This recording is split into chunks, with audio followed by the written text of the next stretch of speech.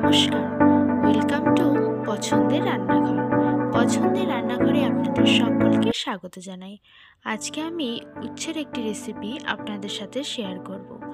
রেসিপিটি তৈরির জন্য সবার প্রথমে আমি একটি কড়াইতে তেল দিয়ে দিলাম।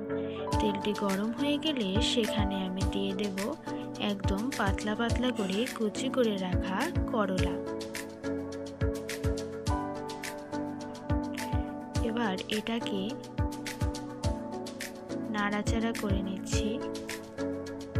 তারপর আমি দিয়ে দেব পরিমাণ মতো হলুদ আর লবণ।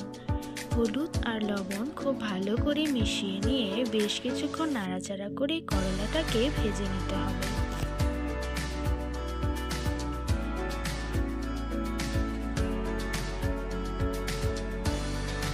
দেখুন আমি লাল লাল করে ভেজে নিয়েছি। তারপর আমি দিয়ে দিচ্ছি আদা ও জিরে বাটা। তারপর আমি খুব ভালো করে মিশিয়ে নেব।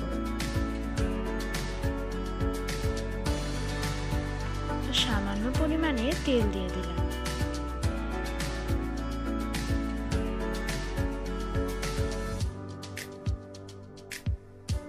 রান্নাটি কিন্তু খুবই সহজ।